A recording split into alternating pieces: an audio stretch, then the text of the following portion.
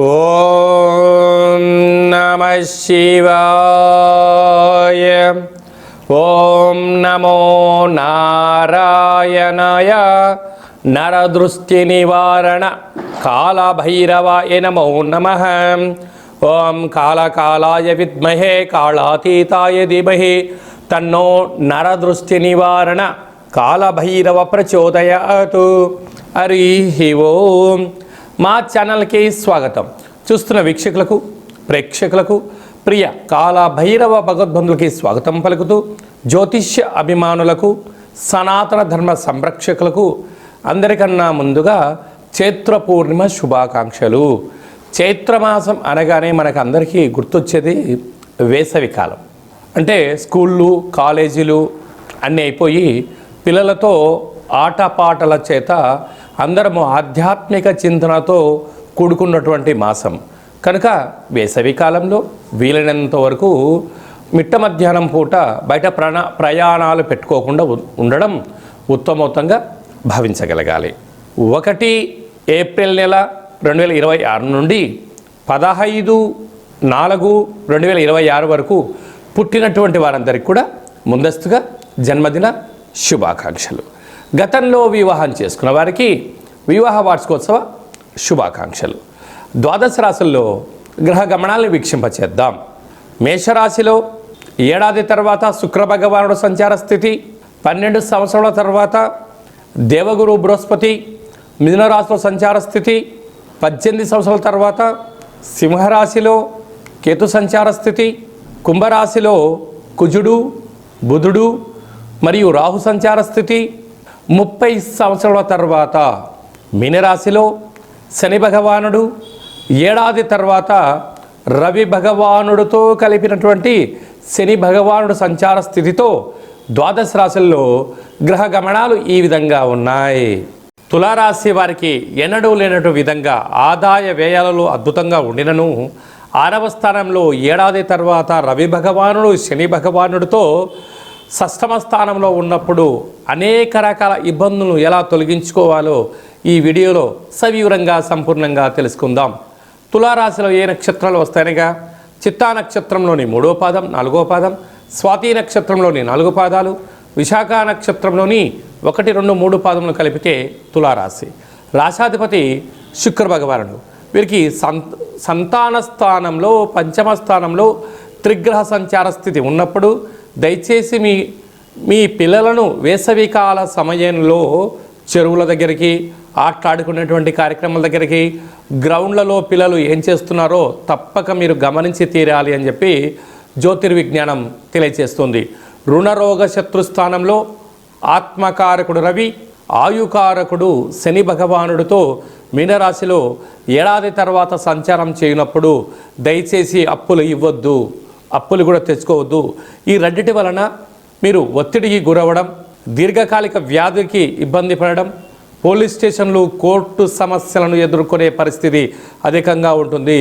కనుక ఇలాంటి కాల సమయంలో వీలైనంత వరకు మౌనం, ధ్యానం, ఏకాగ్రత, సత్ప్రవర్తన వలన నరదృష్టిని, శత్రు ప్రభావాలను అధిగమిస్తూ అఖండమైన విజయాన్ని సాధించడానికి అద్భుత రాజయోగం ఉంటుంది. అలాగనే విశేషంగా 7వ స్థానంలో శుక్ర భగవానుడు ఉండడం వల్ల ప్రేమికులు తస్మాత్ జాగ్రత్త. ఇలాంటి కాల సమయంలో చైత్ర పూర్ణిమ సందర్భంగా తులారాశి వారు రాత్రిపూట పాలను ఒక బౌల్గా ఏర్పాటు చేసి పాలలో ఆ యొక్క చంద్రభగవాన్ని దర్శనం చేసుకొని ఈ పాలను మీరు తీర్థంగా స్వీకరించి మీరు భూమాతకు పోయడం వలన రుణరోగ శత్రు సమస్యలు తొలగిపోతాయి. కాలాష్టమి సందర్భంగా సూర్య నమస్కారము, భైరవ స్వామి వారికి స్మరణ అవసరం అని చెప్పి గుర్తుపెట్టుకోగలగాలి. ఏప్రిల్ నెలలో ప్రథమార్థంలో ముఖ్యమైన పండుగల గురించి క్లుప్తంగా, సవివరంగా, సంపూర్ణంగా తెలుసుకుందాం. మనకు 2వ తారీఖు ఏప్రిల్ నెలలో చైత్రమాస పూర్ణిమ అంటే విశేషమైనటువంటి పూర్ణిమ తిథి ఎందున, అంటే తెలుగు ఉగాది ప్రారంభమైన తర్వాత వచ్చేటువంటి మొట్టమొదటి పూర్ణిమ కావడం వలన తప్పక మనమందరము కూడా వీలైనంత వరకు గృహంలో శక్త్యానుసారంగా శ్రీ రమా సహిత సత్యనారాయణ స్వామి యొక్క వ్రతము, అలాగనే రాత్రిపూట చంద్రోదయ దర్శనం చేసుకోవడం వలన సంవత్సరాంతము అఖండమైనటువంటి చంద్రుడు ఆకాశంతో వెలుగులు ఎలా ప్రసరిస్తూ ఉంటాడో మన జీవితాల్లో అన్నింటా విద్యలో, ఉద్యోగంలో, వివాహంలో, సంతానంలో, రాజయోగంలో సకల భోగ భాగ్యాలతో ఆనందంగా ఉంటాము అని చెప్పి గమనించాలి. అలాగనే మనకు 6వ తారీఖున సంకట చతుర్థి, తెలుగు సంవత్సరాది ప్రారంభమైన తర్వాత మొట్టమొదటి సంకటహర చతుర్థి కనుక సాయం సంధ్య వరకు ఉపవాసం ఉండి విఘ్నేశ్వర స్వామివారికి గరికను, అటుకులను నైవేద్యంగా ఏర్పాటు చేసి స్వామివారికి ప్రదక్షిణ చేసి రావడం వల్ల సకల అష్టకష్టాలన్నీ తొలగిపోయి అష్టైశ్వర్య ప్రాప్తి కలుగుతుందని చెప్పి కూడా గమనించాలి. అలాగనే మనకు 10వ తారీఖున చైత్రమాస బహుళపక్ష కాళాష్టమి, తెలుగు ఉగాది ప్రారంభమైన తర్వాత వచ్చేటువంటి మొట్టమొదటి కాళాష్టమి కనుక కాలాన్ని మనం జయింపచేయాలన్నా, జాతకంలో ఉండబడిన గ్రహదోషాలు తొలగించుకోవాలన్నా, జీవితంలో మనం అనుకున్న గమ్యాలు చేరాలన్నా కాలాన్ని శాసింపజేసే శక్తి కాలభైరవుడికి ఉంటుంది కనుక ఇంట్లో కూష్మాండ దీపము, కాలభైరవ అష్టకాన్ని వినడం, స్మరణ చేయడం, ధ్యానం చేయడం, పక్షులకు ఇది వేసవికాలం కావడం వలన కాకులకు, పావురాలకు నీటిని, ఆహారాన్ని వేయడం వలన సకల దోషాలు తొలగిపోతాయి.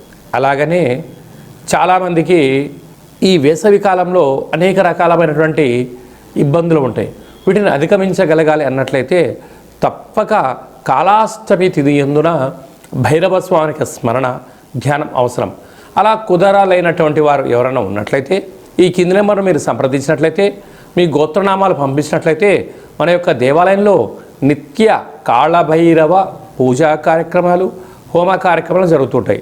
అలాగనే కాశీ క్షేత్రంలో కూడా మనము నిత్యము కాళభైరవ పూజా కార్యక్రమం నిర్వహించడం జరుగుతుంది.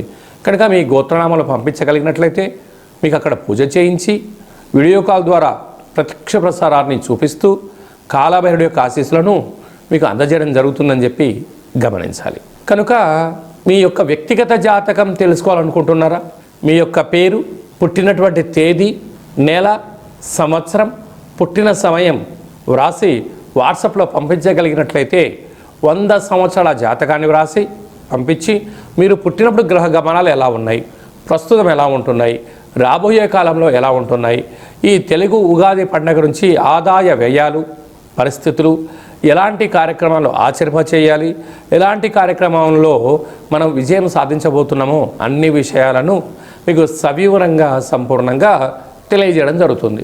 డేటా బర్త్లు లేనటువంటి వారికి పేరు యొక్క మొదటి అక్షరాన్ని అనుసరిస్తూ రాశి స్థితిగతులను తెలియచేస్తూ రమణ శాస్త్రం ద్వారా అనగా గవ్వల ద్వారా కాళభైరవ ఉపాసన చేత భూత భవిష్యత్ వర్తమానాన్ని గవ్వల జ్యోతిష్యం ద్వారా తెలియజేయడం జరుగుతుంది.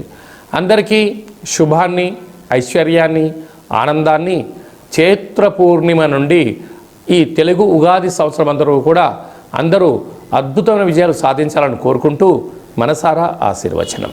ఓం శతమానం భవతి శతాయు పురుష సతేంద్రియ ఆయుష్యేవేంద్రియే ప్రతిష్టతి. ధనం ధాన్యం బహుపుత్రలాభం శత సంవత్సరం దీర్ఘమాయు. సర్వే జనా సుఖినో భవంతు. లోకా సమస్తా సుఖినో భవంతు. సర్వం కాళభైరవ దేవతార్పణమస్తు. హరి ఓం. ఈ వీడియో మీకు నచ్చినట్టయితే మా ఛానల్ని సబ్స్క్రైబ్ చేసుకోండి, గంట సింబల్ ప్రెస్ చేయండి, ఆల్ బటన్ కూడా తెలియచేయండి. ఈ భక్తి సమాచారాన్ని భగవద్బంధులకు, మిత్రులకు, స్నేహితులకు చేరవేయండి. హిందూ ధర్మాన్ని కాపాడండి.